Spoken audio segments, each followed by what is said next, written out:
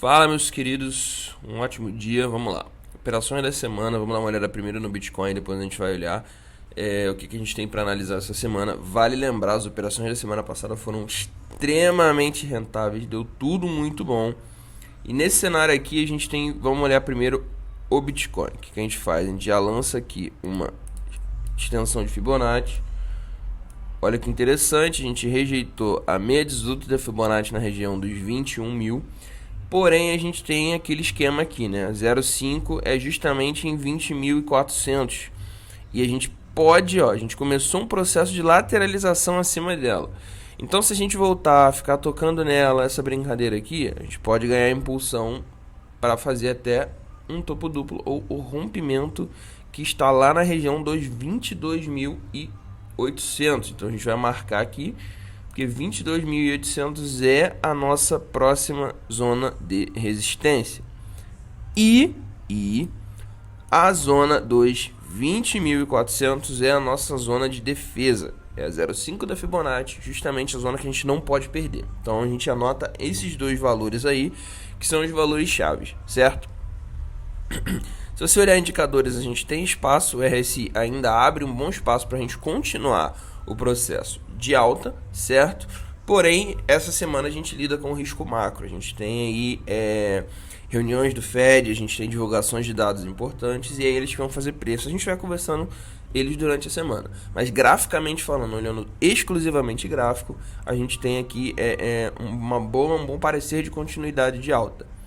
Tem minhas dúvidas, acho que o cenário macro vai mexer muito com o preço sim, mas a gente está analisando o gráfico de forma crua aqui. O que ficou muito lindo também foi o SP500. Olha que interessante esta bagaça aqui. Viemos num processo de alta, rompemos a região do topo, né? Tinha uma resistência aqui.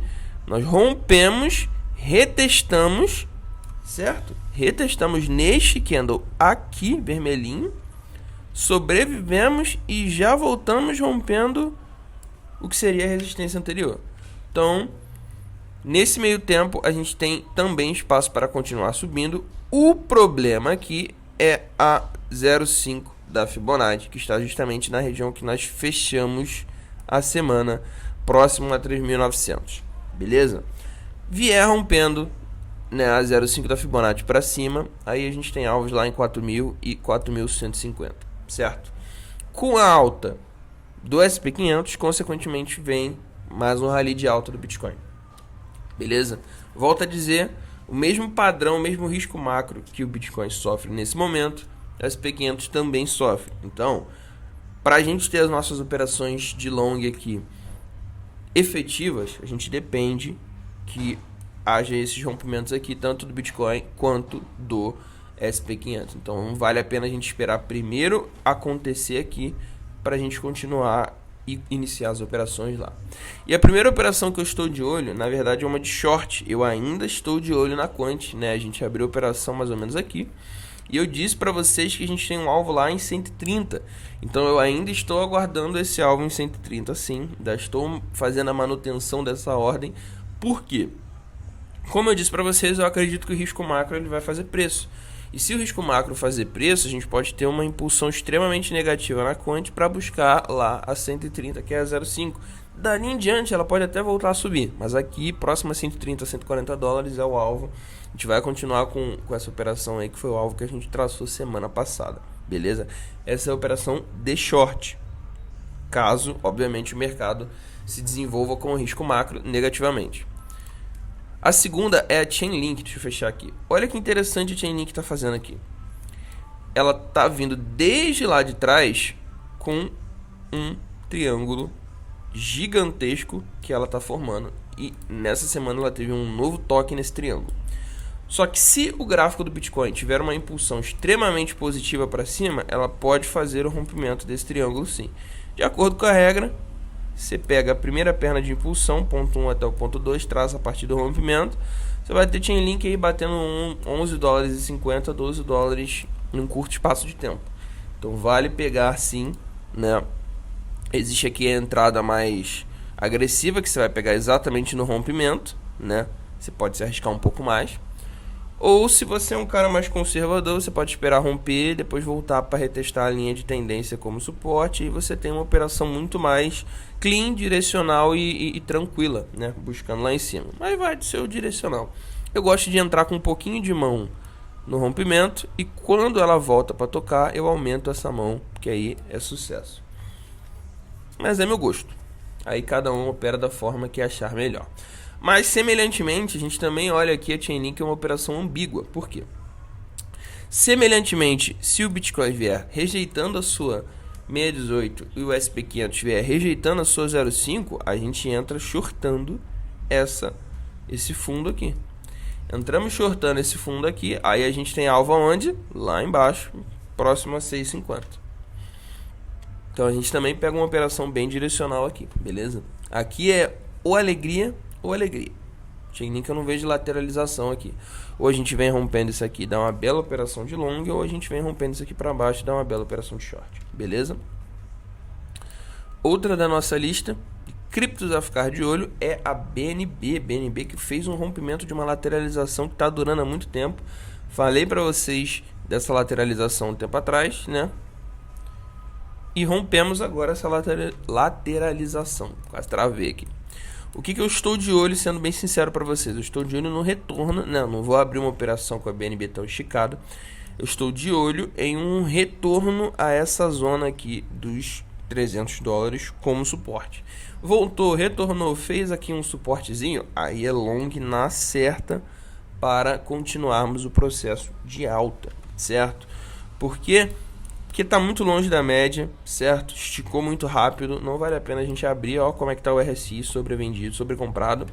Não vale a pena a gente abrir uma operação de long, mesmo que graficamente seja o rompimento, se o rompimento ele aconteceu com caráter de topo, né?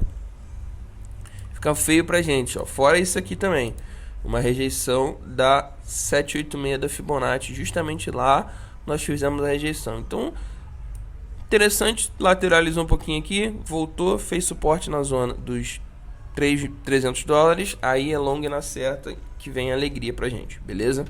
É isso que eu estou de olho, até porque a zona dos 300 aqui, ó, 295 é também a 0,5 da Fibonacci.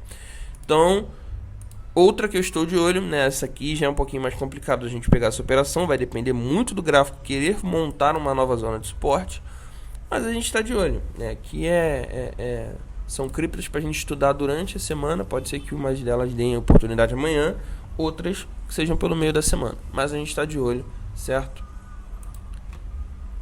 A última é a NIR. A NIR ela está um pouquinho mais difícil de pegar essa operação aqui, mas vocês vão entender. Vamos lá. Depois que ela fez esse processo aqui de divergência gráfica, ela montou uma zona de resistência aqui, e essa zona foi primeiro retestada e agora rompida. A gente precisa de um rompimento mais aparente, né? Não tá um rompimento muito bonito. Se você for aqui no 4 horas, você vai ver exatamente neste ponto com o qual fazemos o vídeo agora, a NIR fazendo uma zona de suporte acima do rompimento, que foi essa zona aqui, beleza? Aqui foi um falso rompimento, voltou a cair, agora foi um rompimento que pode estar se confirmando verdadeiro. Se confirmar verdadeiro, a gente vai fazer essa zona aqui como uma zona de suporte e vai ter a continuidade de alta. A gente tem alvos aqui para NIR próximos a... Deixa eu ver aqui exatamente. Deixa eu excluir todas essas linhas aqui. A gente tem um alvo para NIR aqui mais ou menos... Vou botar lá Fibo.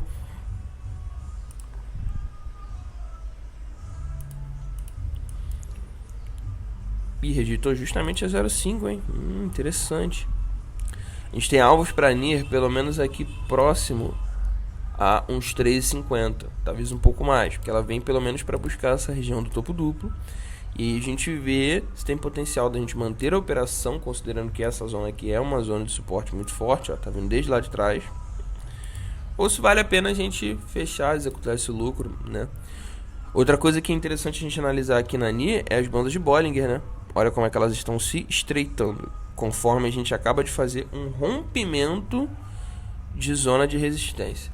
Então pode indicar uma bela explosão na NIR aí para as próximas horas. Então essa aqui eu diria que é a operação que mais pode dar sinal a curto prazo, beleza? Então são essas operações para a gente ficar de olho. Deixa eu dar uma olhadinha aqui no Bitcoin Wisdom só para a gente entender aonde que está sendo precificado o Bitcoin. A gente começa a ter operações próximas a 21.400 aqui aproximadamente, e também operações próximas a 20 mil. Então facilmente a gente consegue dizer que 21.500 é factível e 20 mil possivelmente vai segurar caso haja uma bela de uma debandada aí para baixo, beleza? Short que a gente abriu aqui em cima próximo a 21 mil, talvez seja interessante a gente querer executar próximo a 20 mil, 20.100, né, para sair com bastante lucro. Embora a região aqui dos 20.300, justamente por ser a 0,5 da Fibonacci, né, onde a gente mostrou aqui, confirmando inclusive nossa análise como bem assertiva, 21.386, justamente a região aqui onde a linhazinha fica mais aparente, 21.360, né? Então é a região que pode dar uma segurada no gráfico também, não ter nem a chance de bater lá a região dos 20 mil. E é isso, olho no risco macro, né? Tem reunião do Fed aqui. Deixa eu dar uma olhada por último aqui no gráfico de longs and shorts, só para ver o que está crescendo aqui.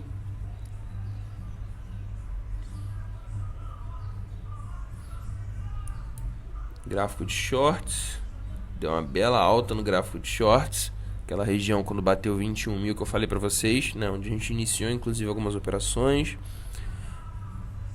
E o gráfico de longos não, agora foi. O gráfico de longos também está em queda. Então o que a gente consegue ver aqui olhando esse gráfico aparentemente? A gente consegue ver que houve um aumento da quantidade de longos, de short, por causa dessa região aqui quando bateu 21 mil.